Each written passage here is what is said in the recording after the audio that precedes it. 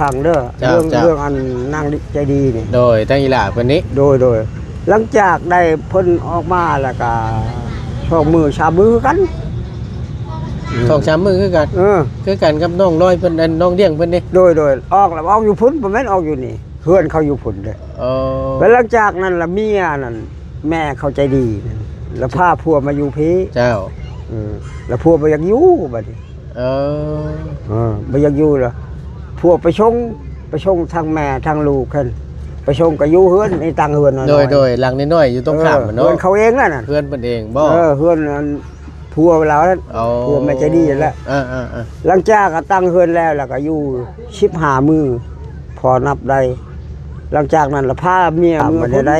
เพราะว่าถ้าว่าใหญ่มากข้าดอกสมุดนะโดยเพิ่นให้เท่าใดก็ชิดพอตู้แม่ตู้อยู่น้ำพอตู้แม่ตู้นี้โดยแต่น้อยน่ะค่อยเลี้ยงบัดใหญ่มาแล้วเอาลูกเอาผัวล่ะข้าดอกเท่าใดแล้วก็ชิดพอตู้แม่ตู้โดยแต่ว่าชิดก็ยังพอตู้แม่ตู้สิปั้นทะเลาะแม่เจ้าบ่แม่นว่าสิบ่ได้คือกันแต่ว่าได้ชุดใดชุดนึงก็แล้วบ่แจ้งแล้วเพิ่นว่าเพิ่นก็บ่เว้าหยังเพิ่นว่าสิให้เท่าใดก็สิทุบ่ให้แล้วเพิ่นโดยเพิ่นก็ดีอยู่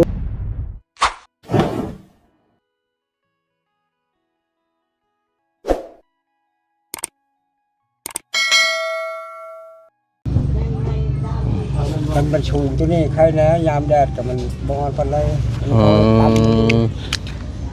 จุเล็กน้อยเพื่อนนี่บ่ตุถ้ายกระลับขึ้นอีกนึงก็แม่นสิบ่ฮ้อนปานใดเนาะตุเนาะบ่ฮ้อน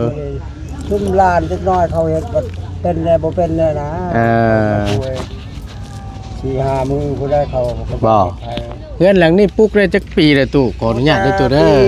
2010พุ่นละ2010โดยเห็นบ่เฮือนครัวก็บ่มีเอาครับสบายดีและสวัสดีพ่อแม่พี่น้องบัดสุขุสุคนพบเจอกันเด้อพี่น้องเด้อในคลิปนี้เนาะเอาสบายดีเด้อตุเด้อสบายดีเอาพอดีทั้งบ่ตูนเข้าชื่อบ่ตูนเด้อตุเด้อโดยยินดีที่ได้ฮู้จักเนาะโดยพอดีคือทั้งบ่ตูนนี่กับเป็นทั้งอันนั้นบ่เป็นทั้งพ่ออันนั้นบ่พอของแม่น้องเพิ่นบ่หรือว่าแนวใดแม่ละเด้อฟังพอเราเรื่องให้โดยเอาฟังน้ำกันอันลูกยิงกัน3คนผู้ชาย3คนลูกพ่อนะแล้วก็แม่เขาแต่งจริงแล้วก็แม่เขาใจดีโดยแล้วก็ลูกคิงกับพ่อนี่แหละลูกคิงละบัดนี้เลี้ยงนางเลี้ยงนี่กับแม่เราอันลูกไผ่พอลูกชายมาเอาเมียอยู่พุ่นแล้วก็ได้เลี้ยงนี่ก็ได้ฮักกะช่องมือออกแล้วเขาหย่ากันเลยเขาปะกันเลยนางเลี้ยงนี่นางเลี้ยงนี่นะโดยนั่นแหละแล้วเมื่อเฮือนล่างละช่องมือแล้วอยู่เฮือนล่างแล้วไปช่องคืนเลี้ยงนี่ยังบ่ทันได้ฮู้ยังนะฮักกะช่องมือออกแล้วชาบมือเขาหย่ากันเลยแล้วไปส่งคืนให้พ่อตู้ว่าดีเด้อหลานเจ้าเด้อเจ้าเลี้ยงเองว่าเฮาบ่อยากเลี้ยงเพิ่นว่าทางแม่เพิ่นนั่นบ่ทางแม่เลี้ยงนี่นะว่าทางแม่น้องเลี้ยงเพิ่นมาบอกทางพ่อตู้นี้โดยปะนั่นแหละปะปองนั่นหั่นพ่อตู้นี่เฮ็ดเตียงอยู่นั้นแขนทางแล้วปงในเตียงนั้นแล้วพอดีขึ้นรถจักรมือเลยไปนำหมู่โอ้ยเฮาจนน้ำตาย่อยเขาว่าพลึกแล้วแบบนี้ก็เลยคือสร้างว่าแท้เนาะโดย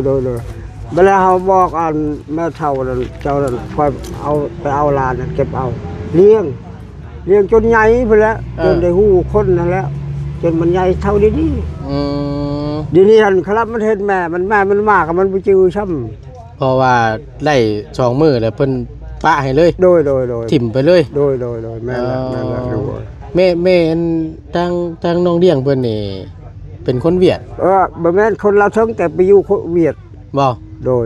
แต่ว่าเป็นคนลาวเทิงนี้แต่เพิ่นไปอยู่เวียดแต่ว่าคนลาวเทิงเวียดไปอยู่เมืองเวียดนะเอาแต่เมืองเวียดนั่นนะโดยนั่นแม่เขานางเลี้ยงนี่นะแล้วคนบ่อยากเฮ็ดนะคนบ่อยากทำคนบ่เคยเลยทุกข์ยากแล้วก็อยู่บ่ได้เจ้าง่ายกับเพิ่นบ่อยากสู่เวียกสู่งานปานใดโดยแม่นละมีแต่เพิ่นอยากไปเพิ่นอยากคันว่ามีเงินมีคำเนี่ยให้เพิ่นซื้อขายเฉย บางเทื่อก็เป็นแต่ว่าคือพอตู้นี่มันบ่มีเงินบ่มีทุนอยากให้ลูกไผซื้อขายบอกกับบ่เพชรเฮ็ดอย่างใดก็ดีแต่ว่าพอตู้เนี่ยมันทุกข์มันยากบ่มีเงินสิให้อันลูกไผนั่นซื้อขายนะพ่อลูกเอ้ยสิว่าง่ายๆก็แบบทั้งลูกไผ่นี่มักแบบอยากขายเครื่องขายของว่าซั่นซะค้าขายนี่แหละเนาะโดยแม่นแล้วแต่ว่าคือทั้งประตูนี่ถือว่าแนะนำเป็นปู่นี่อาจบ่มีเงินที่จะส่งเสริมบ่มีเงินที่ส่งเสริมอยากให้ลูกค้าขายบอกก็ดีเฮ็ดแบบนั้นก็ดีลูกเอ้ยแต่ว่าพอนั่นแล้วมีแต่เฮ็ดให้เฮ็ดชวนเท่านั้นด้วยความที่หมู่มีเนาะตัวเนาะโดยแม่นแล้วบอกกับเพิ่นบางเทื่อกับเพิ่นบ่เมื่อดอกคันมีทุนน่ะนะแต่ว่ายอมทุนนี่แล้วเขาอยากกินก็บ่มีโดยนั่นแหละเพิ่นสิบ่อยู่หั่นนะสาเหตุที่เพิ่นปากนี่แหละเพิ่นชละลูกก็ทิ่มให้พ่อตู่ดิพ่อตู่จำเป็นเลี้ยงเองเห็นนั่นนะลูกก่อนนะคือทางลูกชายของประตูนี่ถือว่าพ่อทางน้องเลี้ยงเพิ่นนี่บ่ตูนเห็นอยู่ขึ้นไปมื้อนั้นไปนอนเผาอันนั้นโรงงานห้างเนาะที่เอาไปเผาเครื่องเผาของอันนั้นพี่น้องประตูมีลูกชายคนเดียวนั่นบ่ลูกชาย3ลูกหญิง3โอ้ลูกหลานนั่นผู้นึงอยู่น้ำอ้ายแล้วอยู่เผาโรงงานนั่นแหละบ่ลูกหลานประตูนี้โดยเขา2คนไอ้น้องอยู่พุ่นแล้วผู้นี้ผู้นึงนี่ก็เอาเมียให้เอาเมียแล้วก็เพิ่นลงอยู่ต่างหากเพิ่นลงเงินต่างเฮือนต่างบ่น่ะบ่ได้อยู่นำพ่อตูกันโดยเดี๋ยวนี้มันมีแต่ให้นอนนำเจ้าอยู่เฮือนหลังนี่ก็แม่ตู้แหละ2คนเฮานี่แหละแม่ตู้นี่โดยแม่นแหละลูกผู้หญิงอันกองมีน่ะก็ใกล้กับเป็นเอื้อยลูกหลาค่อยนั่นมีแต่เพิ่นนั่นแหละใช้เวียกอยู่ในเฮือนนี่ลูกโอ้คันบ่มีเพิ่นแล้วเฮ็ดบ่ได้คือพ่อตูอันทั้งน้องเพิ่นผู้นึงน่ะแม่นบ่ผู้หญิงน่ะเนาะโดยแม่นแหละไปปลูกมันเมื่อวานนี่บ่จักโดยแม่นแหละทั้งประตูพอได้อาศัยทั้ง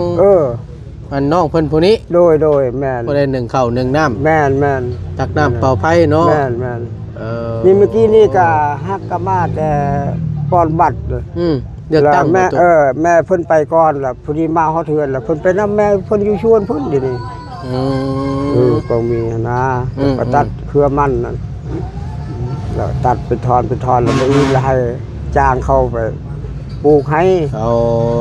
เพราะว่าช่องมันกว้างนะมัน คือว่าเนาะมัน2คนปลูกบัดมันบัดเพื่อสิแล้วเนาะตู้เนาะโดยแม่แต่พอดีคือเห็นทางลุงเฮิมพี่น้องเอ้ยโดยแม่มี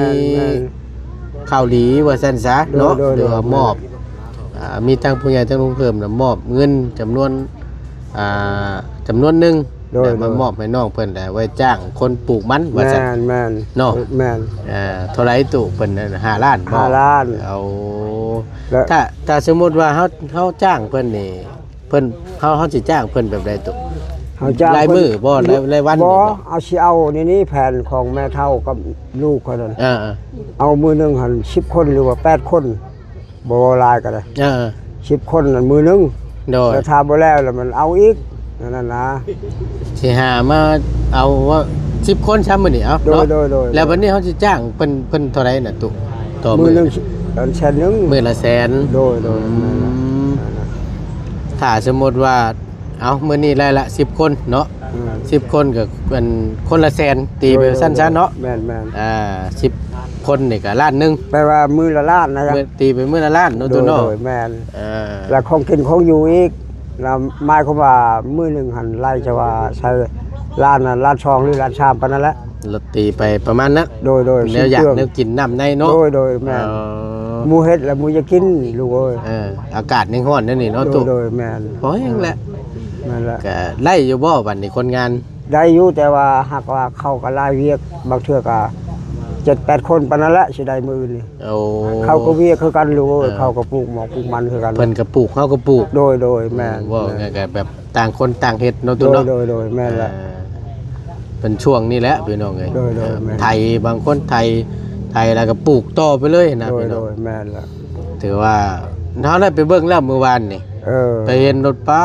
ดโตว่าหาห่มสิชนก็ยังบ่มีแม่นฮ้อนก็ฮ้อนเมื่อวานนี่โอ้บ่เว้าซับมื้อนี้คือกันแล้วเนาะมื้อนี้มีลมแน่หน่อยนึงเมื่อวานนี่บ่มีลมเลยวันนี้มี มีแต่ฮอนก็พอ นิ่งคักเลยเนาะเมื่อวานนี่ โดยนั่นแหละ สุด แล้วหลังจากนั้นน่ะถ้าว่ามันเรืออเพราะว่าลูกชาวคอยเว้าเดี๋ยวนี้พอเอ้ยคันมันเรือจากจางเขาปลูกมันแล้วมันเหลือเท่าใดแล้วให้ไปเบิ่งอยากให้จ้างเพิ่นให้พอร์ตให้ลกอีก เอา พอร์ตให้ลกแล้วอยากชักเข้าใช้บัด ทั้ง นี้ ลูกสาวมันบ่ โดยชักเข้าใช้มันได้ถ้าว่าทางใหม่นี่มันบ่ทางบ่ไหวแล้วมันแดดมาแล้ว มันฮ้อนเนาะ ฮ้อน อ๋อถ้าสมมติว่าเงินจำนวน5ล้านนั้น โดย ถ้าสมมติว่าเรือจากกันเฮาจ้างคนปลูกมันนี้ โดย มัน แม่ เดือเท่าไรแหละตั้งลูกสาวมาล้มนะว่า เอาเงินจำนวนนี้ไปบุกเบิก โดย อ่า ให้ เต ลูก รียม เออ เตรียมจะ เออ ปลูกข้าว แม่นนั่นแหละลู โอ้ ก เป็นการดีได้ตัวเนาะ แม่นละ เห็นดีน้ำ บ่สิให้ลูกทางมันทางบ่ไหวบัดแม่เฒ่าแม่ตู้แล้วก็เฒ่าคือกัน โดย บัดลูกสาวก็มันเฮ็ดบ่ไหวก็มันลูกเอ้ย ผู้เดียวซ้ ผู้เดียว ผู้หญิงเนาะ โดย ำ บัดนี้แฮงงานอีก ลูกสาวหล่าประตูนั่น บ่แม่นเอื้อยเขาผู้หลานั่น อ๋อ เอื้อยผู้หลานั่นผู้ชาย บ่ โดย เออ แล้วเผางานกับอายมัน อืม เผางานห่างหัน เพราะพวกนั้นก็เป็นหลานเจ้านั้นเนาะ โดย ทางนั้นนั่นน้องกันยังก่อนน้องกองมานี่บ่ ก็กองมี น้องกองมีเนาะ ลูกนั่นแหละน่ะ ลูกคือกันบ่ ลูกเอื้อยผู้หลานั่น อ๋อเอื้อยของกันลูกชายเจ้าคนหลานนะ โดย โอ้ แม่นละเอื้อย โอเค ท้าวชุกีน่ะ โดย ชื่อเราท้าวชุกี้แล้วกองมีไอ้ดี มแม่นละบัดเอาโอเคพี่น้องเอ้ยก็เป็นการดีด้วยที่จะนำเงินส่วนนี้ไปบุกเบิก โดย ที่ดินไม่เตรียมไว้จะปลูกข้าวปลูกน้ำที่ฮอดนี้เนาะ แม่นละ แต่ว่ามันสิเดือเท่าไรกันยังบ่ฮู้ ยังบ่ฮู้เพราะว่าถ้าว่ามันหมด2ล้าน อ่า ก็ยังเหลือ3ล้าน น้อย เวิร์กอีกบัด เออบ างเทื่อชาวคนเนี่ยมันแล้ว อ่า หรือว่า10คนช่องมือมันแล้วปลูกแล้วก็ เนาะ เลือจากหันละไปบุกเบิกดังนั้นลู ไล่ ก สำ ชาว ใด เอา ไล่สำใดก็เอาเนาะ ได้สำไรก็เอา เออ แต่ให้เพิ่นนั่นผู้พอดแล้วก็ไปเบิ่งก่อน อ่า เลือที่ดินหั่นนะ ว่าสำนี้นี่เพิ่นสิคิดเท่าไหร่ โดยแม่นละ ลงไปนี่เป็นนี่สิคิดราคาเท่าไหร่เนาะ โดยแม่นละ อันที่จ้างเพิ่นไทยปลูกมันนี่เท่าไหร่สัตว์ตัว ตัวนี้บ่ โดย 3ล้าน 3ล้าน โดย เออ อันนี้ใครแน่มันแปดอันนี้มันจะบุกเบิกอันให้ลก เอา ยานเพิ่นบ่เอาชำนั้นยางต่ำก็4ล้านปานนั้นแหละ 4-5ล้านขึ้นไปนั่นเนาะ 4-5ล้านชำนั้นแหละเพิ่นสิเอาหั่นน่ะ เพราะว่ามันมีตัวไม้ตัวหยัง เอ นี่ อ เนาะ แม่นลูกเอ้ยแม่นอันนี้ก็บุกเบิกก่อนแล้วปีกายนี่ก็มันใครแน่ก็เอาชาม มามีแต่เพิ่นไทยแล้วก็จกล่องเป็นกันคู่ปลูกมันนี่ซิเนาะ โดยแม่น เพิ่นเลยเอาบ่แพง บ่แพงมันสบายเลยเด้บ่มีต่อเลย อืม อันนี้บ่ต่อหลายยันมันแพงหั่นแหล้วเพิ่น โด เอา ย อันนั้นนะลูก ตัวนั้นเนาะ โดย อันละก็เดียวไก่ตัวบ่ตุ นี่ติดชวนกล้วยนี่ชวนกล้วยของพ่อแล้วนี่บนทิศ อ๋อ บนเพียงนี่ อยู่ในนี่บ่ เออ ค่อยลงไปนี่เนาะ แม่นละ อืม นี่โลดให้ลกกัน เดี๋ยวบ่ตูนถ้ามีเวลาว่างๆเดี๋ยวสิให้ทางลูกสาวบ่ตู่เนาะ โดย น้องๆ แม่นให้ลูกไปเบิ่ง ของมีเพิ่นให้พาไปเบิ่งก่อน โดย เนาะ โดยให้ ว่ามัน ลูก ห ไป ก เบิ่ง สำใด เออ มัน ให้ พ่วง ลูก สำใดหั่นน่ะ โดยแม่นละลูกเอ้ย อืม ขอบใจหลาย โดย ให้ลูกไปเบิ่งให้แน่เขาได้ เพราะว่าเป็นการดีนะพี่น้อง โดย เพราะว่าเราก็สิเอาเงินชวนที่เหลือหันแล้วมาเตรียมจะปลูกเบิก โดย แปลงนาดิน แม่น แล้วก็สิไว้ปลูกเขาเนาะ โดยแม่น อันแต่ละปีได้สันตูได้จักชอบเขาให้ อันนี้เขาเนี่ยเราเนี่ยกับปีนี้สิได้ยังมีแต่8ชอบ แล้วยังเหลือได้3ชอบอยู่ในเรา บ่พอได้เป็นข้าวปลูกบ่ เออ โอ้พอได้ปลูกกันพอได้เป็นข้าวปลูกสิปลูกกันช่วงเดือน6นี่เนาะ โดยแม่น แต่ละปีได้ซำนั้นบ่ตุเลย8ชอบนี่นะ 8ชอบ10ชอบอย่างชูงมันบ่ดีก็มันปลาเล่ามันอ่อน มันบ่คือแต่เก่าปลาเล่าปลาไม้มันใหญ่นี่ใครแน่เขาว่างาม อืม อันนี้มีแต่ปลายางอ่อนนี่มันบ่งามเลยเว้ย เออ เขาเฮ็ดให้มันบ่งาม มันขึ้นมันบ่ดีกว่ามัน สิว่ายังไงถ้าว่าเปรียบเทียบให้เห็นสมมุติว่าเฮาบุกเบิกใหม่ว่ายังไงก็ดินเฮานี่ปลูกใหม่ปุ๋ยมันยังมีอยู่ มีเพราะว่ามันพุยมันขึ้นมาแล้วก็ ใหม่ๆเนาะ ไม่เฮา แต่ว่า ซับให้เขา ถ้าสมมติว่าปีนี้เขาปลูกไปแล้วปีหน้ามาปลูกซ้ำอีกอาจสิบ่งามปานใด บ่งามอ๋อ หาก็ได้ปีเดียวแล้วลูกเอ้ย บ่ โดย ปีบุกเบิกปลูกแรกๆ เอ นั่ อน ปี ได้จัก บุก ค เบิ ร ก อบนั่นน่ะ คันย่างตามก็คันว่าเฮกตาร์นึงนี่ก็ได้อยู่ดอกชาวชอบ ชุดเลยเนาะ ชุดแล้วพอกิน ก็ถือว่าแบบว่าได้เช้าชอบนี่แบบปีนี้คือถือว่าแบบอุดมสมบูรณ์ผ้าผลเป็นใจให้ โดย แต่ว่าปีแรกบ่งามจะเป็นบ่ได้เนาะ บ่ได้ เอา ก็มันบ่ได้มันดิ้นมันแห้งก็มันเป็นปลาญาอ่อนมันบ่คือแต่เก่า อืม แต่เก่าเนี่ยมันห่มปลาไม่ใหญ่นี่มันไข่แน่ดินมันห่ม อืม ทีนี้มันแบบลักษณะว่าดินมันอ่อนมันแข็ง โดย มันแดดแต่ชำปัญญาอ่อนน่ะมันแข็งดินน่ะมันบ่คือแต่เก่า ดินมันอยากเบิดผุยเลยนะสิว่า มัน แล้ว บ่ ก็ คุยเฮาทางเป็นไห้แล้วบ่งามลูกเอ้ย จังพ่อเฮาก็จะว่าเห็นอยู่แต่ละเทื่อแบบ ปีนี้เพิ่นปลูกอยู่นี้ปีหน้ามันละยับไปอีกทางใหม่ไปเรื่อยๆเนาะ ทางใหม่เลย เออ ใครว่าสิปลูกบนเก่ามันก็บ่งามคือเก่า เพราะว่าเฮาปลูกแบบบ่ได้ใช้ปุ๋ยใช้หยังเนาะแบบปลูกธรรมชาติเนาะ ปลูกธรรมชาติ อาศัยแบบปุ๋ยธรรมชาตินะพี่น้อง โดย ถ้าว่าเป็นหน้าเฮานี่ยังว่าเนาะ โอ้กันหน้าเนี่ยมันใครแน่ มาใส่ปุ๋ยมีน้ำขังเนาะ แล้วก็น้ำลงอยู่คูปี มันก็มีคักแล้วนั่นอันนี้ละแผนของลูกชาวแล้วก็ลูกชาวกับแม่ตู้เพิ่นน่ะ โดย หลังจากนั้นน่ะก็ทาว่าถูกต้องคมราคาแล้วบุกเบิกเพิ่นบุกเบิกให้แล้วก็ชักเข้าได้แล้วช้อนใช้กล้วยนะ อ๋อ ปลูกกล้วยใช้ห่างๆแล้วชักเข้าบัดมดเข้าแล้วกล้วยขึ้นนี่นั่นนะแผนเขา โอ้ชื่อว่าไงสิปลูกข้าวน้ำแล้วก็ปลูกกล้วยไปน้ำ โดย ถ้าสมมติว่าเก็บเกี่ยวข้าวแล้วเรียบร้อยแล้วก็เก็บกล้วยน้ำอีกบัดนี้บ่ได้กล้วยขาย โดยแต่เรื่องกล้วยในนี้ก็มันแต่บ่ได้หลายแต่หากว่าได้เรื่อยๆคู่มือมันน่ะนะแสน1 2แสนเก็บอยู่เรื่อยๆนะว่าสิได้อยากได้หลายก็บ่หลาย แม้ว่าอยากได้เป็นก้อนนี่ก็บ่ได้ มันบ่คือมันเฮาปลูกมันถ้าว่าบ่ดีถึกแท้เฮาได้ปีนึงนี่ย่างตามก็ได้ชาวล้าน แต่ว่าภายในชาวล้านนี่คือพ่อตู้แม่ตู้นี่มันบ่มีเหือแห้งแล้วหมด เบิดแห้งแหละ แล้วแห้งเข้าแล้วเอาบ่ได้แห้งเขาแล้วจะเป็นเอาเงินตัวนั้นแล้วใช้เขาลูกหลานบ่ไผสิไปกลให้ลูกเอ้ยเฮากลปันเฮาบ่แพ้มันบ่ไหวเนาะ มันบ่ไหว บางเทื่อนี่แหละช่วงเวลาเฮาเก็บเกี่ยวเนาะหรือว่าถอนมันช่วงที่จะไปขายนี่โดยแม่นแล้วต้องได้จ้างคนอีกเนาะ จ้างลูกหลานนั่นแหละแล้วจ้างบ่หลายดอกมือละแสนคือกันเพิ่นเอานั่นล่ะโดยแล้วมันอันอยู่พี่เพิ่นขายมันดิบเลยนี่โลเท่าไหร่ตุ บางเทื่อดีๆบ่จักแล้วพอก็บ่จักคือกันละดีๆโดยแต่ครับชุดก่อนนั้นเขาว่าโล 1,300 อ๋อถ้ามันแห้งได้ซะ มันแห้งบ่จักเขาบ่เคยเฮ็ดมันแห้งมีแต่ว่าแบบเฮาถอนมาได้ใช้รถไปขายเลยโดยแม่นเขาบ่เคยเฮ็ดมันแห้งอยู่ส่วนหลายเนาะส่วนหลายมีแต่แบบสิเฮ็ดเดี๋ยวนี้สบายลื่นคนมาแล้วก็ใช้รถแล้วก็ไปขายเลยเข้าโรงงานเลยโดยแม่น ปัดทั้งกันทั้งบ้านเนาะผัดกะถ้าว่ามันแห้งนี่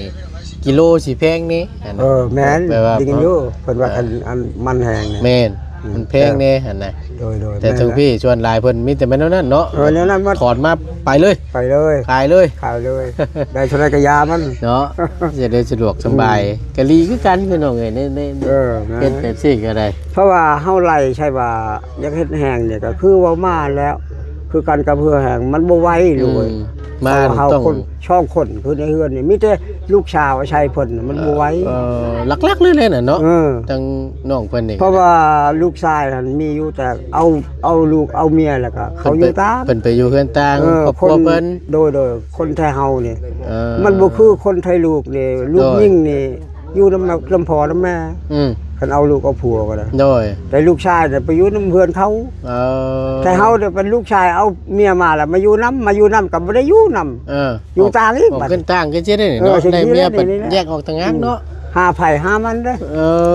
เจ้าใดเจ้ากินเฮาได้เฮากินบ่นั่นเลยลูกเอ้ยเพราะว่าเขาสิปั่นให้เฮาปั่นบ่คุ้มคือกันเขาก็มีลูกคือกันนั่นน่ะลูกเอ้ยเนาะบัดทั้งเฮาบัดคือเว้านะพี่น้องเอ้ยก็อิงตามนะบางเทื่อหากชวนลายนี่ก็คือทั้งเฮานี่โดยเฮาก็เป็นเคยชู้เอาเมียแล้วไปอยู่เฮือนเมียแม่นมาอยู่เฮือนพ่อเฒ่าแม่เฒ่าจังซี่นะตัวนอกจากว่าเฮามีเงินแบบว่าเอาคำว่าเฮาอยากได้เมียมาเฮือนนี่เฮาไปแต่งเฮือนอาจสิแพงได้ตัวน่ะได้คือกันตัวนั้นก็ได้แต่ว่าหากชวนลายนั่น มีแต่เป็นเคยชู้ แม่น มาอยู่เฮือนพ่อเฒ่าแม่เฒ่าพี่แหละ โดย คือ มาคำว่าลูกยิ่งนะเลี้ยง แม่น ลูกผู้ คือ ชายบ่ได้ คือ เลี้ง ยกตัวอย่างคือลูกชาวของประตูนี่ โดย สมมุติว่าเอาผัวได้แม่นเอาผัวมาเฮือนจังซี่นะ โดย เลี้ยงพ่อเลี้ยงแม่จังซี่นะ โดย ตุนั่นแหละอยู่ทางพุ่นนั่นน่ะส่วนหลายนั่นน่ะ เออ แต่ว่าทางพี่สิแตกต่างเนาะ ทางพี่บ่มีแล้วลูก คือว่าไล่ลูกชาวนี่แม่นเอาลูกกับผัวแล้วไปอยู่เฮือนลูกเฮือนผัวพุ่น โดย ว่าเพิ่นว่าลูกชายเลยเมียมากัดเพิ่นก็บ่ได้อยู่เนาะ บ่ได้อยู่นะ คือจังซี่เนาะ มีแต่ว่า เป็นกลางต่างหาก เวลาอยากได้เมียนี่ เอาเงินน้ำพ่อน้ำแม่ฮีดของพ่อแม่ออกครบแล้วเอาเมียมาฮอดเฮือนแล้วก็ย่างสูงก็มันเดือนหนึง2 เดือนเขาอยู่นำกัน อืม หลังจากนั้นล่ะเขาอยากหาเฮือนต่างแล้วเด้ ใช่เฮาลูกเอ้ย โดย หลังจากนั้นล่ะไผได้ไผกินเท่านั้นบ่ได้เบิ่งกันเบิ่งอยู่เบิ่งก็เบิ่งบ่กุ้ม เออ เพิ่นก็อยากเบิ่งอยู่บ่แม่นเพิ่นสิปะเนาะ ลูกเต้าก็อยากเบิ่งอยู่แต่มัน มันบ่กุ้ม มันบ่กุ้ม คือว่าม่านเฮ็ดเข้ากับบ่กุ้ม อันนี้ ของกินเรียกเวียดอามาตย์มีแต่ชื่อกับชื่ออยากหาเองปัญหาบ่คือแต่เก่าหาเองก็ได้อาหาร อันนี้มีแต่ชื่อของเวียด50,000บ่กุ้ม เนาะ ว่าสิปันให้พ่อให้แม่กินก็บ่กุ้มบ่แม่นเพิ่นบ่วางบ่แพงหรอก โดย แต่จำเป็นว่าอยู่นํกันนี่น้อยเดียวก็พร้อมกันบ้ายหลายพร้อมกันกิน เนาะ แต่ต่างเฮือนแหละมันเพิ่นอยากแบ่งอยู่แต่บ่กุ้ม ปัดตั้งแต่มีลูกมีหลานมาน้ำแน่บาดนี่เนาะมันโดน เพิ่นอยากแบ่งกับพ่อตู่แม่ตู่บ่ให้แบ่ง เพราะว่าบ่ให้แบ่งเป็นหยังสิบ่ให้แบ่งลูกหลานเจ้าก็หลายลูกให้หลานกินก็ช้ำพ่อตู่กิน เนาะถ้าสมมติว่าลูกสาวผู้นี้ไล่ผัวก็สิได้ไปอยู่กับผัวผู้นั้นนี่เนาะ อยู่คนผัวนะ เฮ็ดจังได๋บาดนี่ จักจังว่าบ่ได้เห็นว่าบ่ได้มันเคยในนั้นแหละ อ เดี๋ยวนี้เนี่ยเอาแต่เดี๋ยวนี้ เอาตามบุญถ้าว่าลูกเคยผู้ใดดี แล้วเข้านำจำปาเขามาชงเขาชื่อมาให้เพิ่นชื่อขายลายรองเป็นหนาลูกเคยสมมติว่าลูกเคยมันฮู้จักฮักแพงพอเฒ่าแม่เฒ่า โดย แล้วเพิ่นชื่อให้เป่า1หรือ2เป่า มันยืนให้ทั้งพ่อทั้งแม่นี้ เราตอบบุญคุณตอบสนองนั่นนะแต่ว่าเจ้าอยากได้ลูกชาวคือทางลูกนั่นอยากให้อยู่นำแบบ บ่ได้ติดตุ เขาบ่อยู่ โอ้ แล้วเรื่องนึงช่องว่าถ้าทึกอันลูกเคยมันก็บ่ดีอันโอ้ยแล้วทั้งลูกก็ทุกข์ ลำบากยิ่งเนาะ ลำบาก โอ้ คนเราเทิงเขานี่มันบ่คือคันว่าเอาเราลุ่มได้กับใครแน่ โดย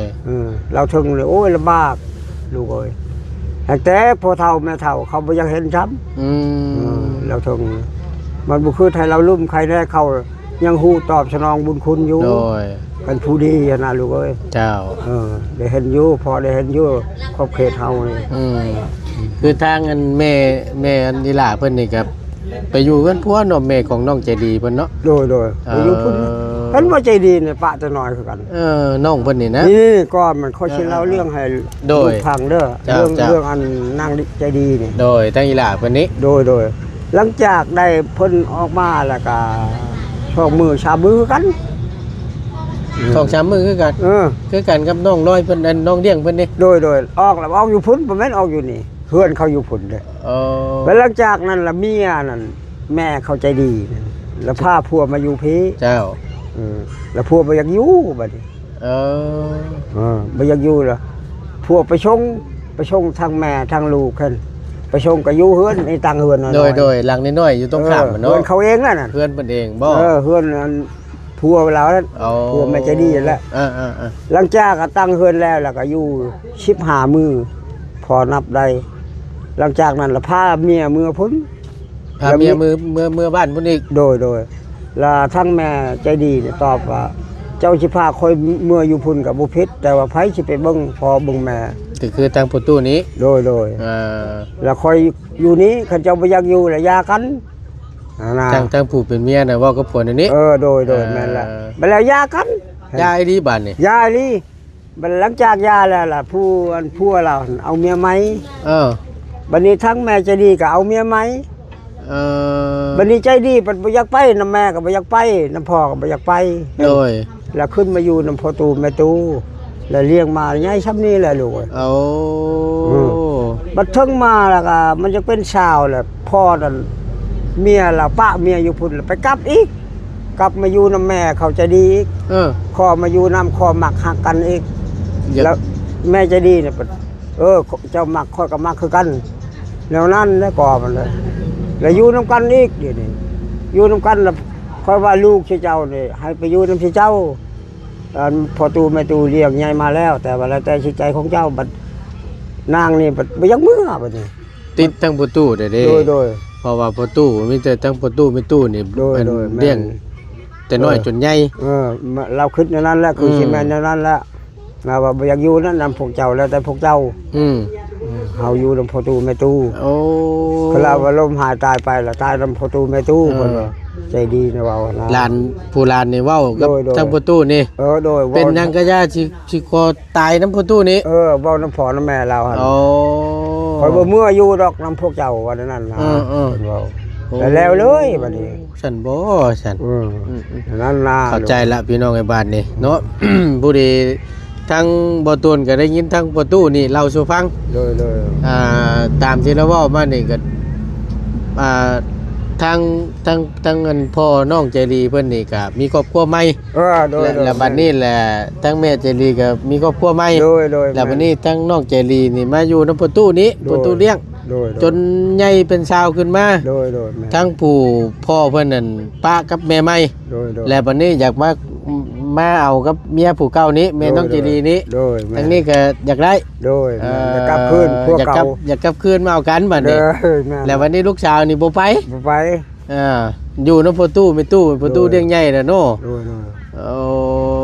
แต่หลังจากนั้นล่ะค่อยเว้าในนี้ใช้อันพวกไอ้น้องเมียผู้แม่ใจดีผู้ใจดีนะค่อยว่าพวกเจ้าเนี่ยนี่เชื่อว่าคันลูกเจ้าบอกอยากเมื่ออยู่นำพวกเจ้าแหละพ่อแม่มันบ่อยากเมื่ออยู่นำเฮาแต่น้อยเท่าใหญ่แต่ว่าพวกเจ้านั่นบ่มีชิดเฮามีชิดเฮาเลี้ยงหั่นครามันใหญ่มาเอาลูกเอาผัวก็เจ้าบ่มีชิดแต่ว่าเรื่องเงินเรื่องคำถ้าว่าใดเขาให้เท่าไรขอขยิปั้นให้เท่าไรก็เจ้าเอาเท่านั้นของแนวลูกแท้เจ้าบ่เลี้ยงเจ้าป่ากันเห็นเจ้าเฮ็ดมาอยู่มานี่คือว่าแบบลักษณะบ่ฮักบ่แพงลูกนะปะทิ่มเลยพ่อนั่นแหละก็จะพ่อทั้งประตูเลี้ยงใหญ่น่ะมาน่ะอยากเอาไปอยู่นำโดยนะ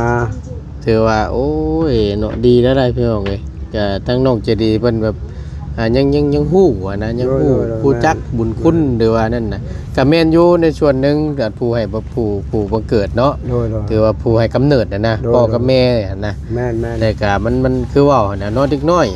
ว่าเพิ่นปะทิ่มแต่น้อยแล้วพัดใหญ่มาฮู้ความพัดเห็นหน้าคือทั้งประตูเนาะก็ซ้ำพ่อแม่ผู้นึงนะแล้วเพิ่นฮู้จักว่าบุญคุณพ่อตู่แม่ตู่ฮักแพงเป็นคนก็ย้อนแม่ตู่พ่อตู่โดยเพิ่นคิดอันนั้นนะหลังจากนั้นเห็นเพิ่นถามว่าได้เพราะว่าถ้าว่าใหญ่มากค่าดอกสมมุตินะโดยเพิ่นให้เท่าใดก็ชิดพ่อตู่แม่ตู่อยู่นำพ่อตู่แม่ตู่นี้โดย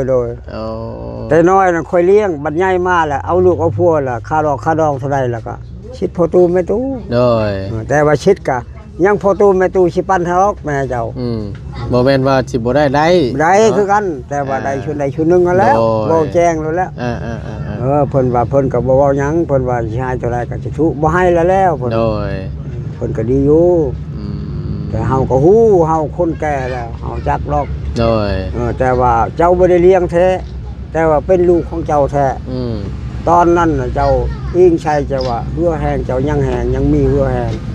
ลูกเจ้าทิ่มแต่ชูมือเนี่ยเจ้าก็ยักถอยไปคือพอตูแม่ตูยักเท่าคือกันคนนั่นแหละก็แม่นบ่ลูกโดยแม่นบัดเฮาก็คิดอยู่หรอกเฮาก็สิให้ชุดใดชุดนึงอันนี้ให้แต่คันเพิ่นว่าทางผู้ใหญ่ใจดีเพิ่นสิช่วยได้เพิ่นได้เฮือนอยู่แล้วถ้าว่าเอาลูกเอาผัวต่อหน้าคันผัวมาอยู่นำก็ดีถือว่าเป็นการดีเนาะตัวเนาะโดยคันเพิ่นได้ลูกได้ผัวนะโดยคันว่าผัวบ่ได้มาอยู่นำแล้วเฮือนนี่พักประตูแม่ตู้คันว่าสิเมื่อเฮือนพอเฮือนผัวเห็นผู้ใจดีนะถ้าสมมุติว่าน้องเพิ่นได้เฮือนได้หยังเนาะโดยแต่ว่านี่ก็โยก็ว่าบ่เพิ่นว่าสมมุติอนาคตของน้องเพิ่นว่าซั่นซะพี่น้องเอ้ยถ้าหากว่าได้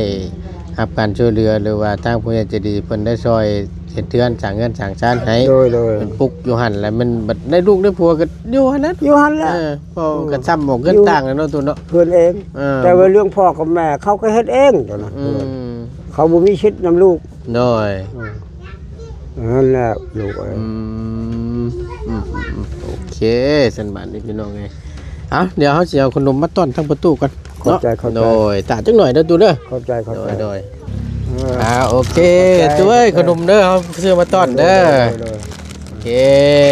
ไปบ้านนี่จังได้ก็ให้อยู่ดีมีแห้งทางประตูก็ได้ โดย